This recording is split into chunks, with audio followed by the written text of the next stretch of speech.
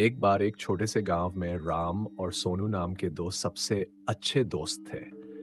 वे एक साथ रोमांच पर जाना पसंद करते थे और हमेशा नए और रोमांचक अनुभवों की तलाश में रहते थे। एक दिन उन्होंने जंगल के भीतर स्थित एक रहस्यमयी गुफा के बारे में एक आकर्षक कहानी सुनी। कहानी सुनते ही उनकी आंखों में इस पौराणिक गुफा के बारे में पता लगाने की इच्छा जाग उठी। उन्होंने कुछ स्नैक्स, पानी और एक टॉर्च पैक किया और गुफा ढूंढने के लिए निकल पड़े। गांव वालों ने उन्हें यह कहते हुए चेतावनी दी कि यह गुफा भूतिया और खतरनाक है, लेकिन राम और सोनू कहाँ किसी की सुनने वाले थे। जब उन्होंने जंगल में प्रवेश किया तो देखा सूरज की रोशनी पेड़ों के घने पत्तों से संघर्ष करते हुए जमीन पर गिर रही थी। जंगल एकदम शांत था। उनको डर भी बहुत लग रहा था, लेकिन उनकी उत्तेजना ने उन्हें आगे बढ़ाया। कभी कभार उल्लू की आवाज को छोड़कर जंगल में सन्नाटा था। अंत में वे गुफा के द्वार पर पहुंचे। गुफा बहुत बड़ी थी और जंगल से ढकी हुई थी। धड़कते दिल के साथ राम और सोनू ने अंदर कदम रखा। गुफा नम थी और अंदर अंधेरा था। वे दोनों टॉर्च जलाकर अंदर जाने लगे।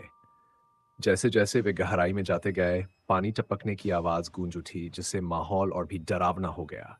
अचानक उन्होंने एक धीमी गड़गड़ाहट सुनी और उन्हें अंधेरे में चमकती हुई आंखें दिखीं। वह एक कुत्ता था, लेकिन कोई साधारण कुत्ता नहीं था। इसकी आंखें अलौकिक तीव्रता से चमक रही थीं। कुत्ता घायल और खोया हुआ लग रहा था, इसलिए राम और सोनू दोस्ती का हाथ बढ़ाते हुए सावधानी से उसके पास पहुंचे। आश्चर्यजनक रूप से कुत्ते ने अपनी पूंछ हिलाई और उनका पीछा करने लगा। गुफा की गहराई में जाने पर उन्होंने दीवारों पर अजीबोगरीब चित्र देखे, जो डरावने और रहस्यमय थे। उन्हें किसी की उपस्थिति महसूस हो रही थी। अचानक उनके सामने लंबे बालों वाली सफेद साड़ी में एक आत्मा प्रकट हुई। यह एक प्राचीन अभिभावक की आत्मा थी, जो सदियों से गुफा की रक्षा कर रही थी। आत्मा ने उन्हें बताया कि यह गुफा श्रापित है। कैरदैड और कुत्ता उसी श्राप का शिकार था। राम और सोनू ने श्राप तोड़ने और कुत्ते को बचाने का फैसला किया। उन्हें पता चला कि ऐसा करने का एकमात्र तरीका गुफा की गहराई में छिपी एक पहेली को सुलझाना था।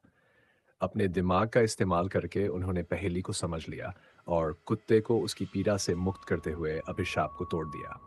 जैसे ही श्राप हटा, वह आत्मा राम और सोनू को उनकी बहादुरी और दया के लिए धन्यवाद देकर उस गुफा को छोड़कर हमेशा के लिए चली गई। कुत्ता, जो अब श्राप से मुक्त हो गया था, ने अपनी पूंछ को कृतज्ञतापूर्वक हिलाकर राम और सोनू को धन्यवाद दिया।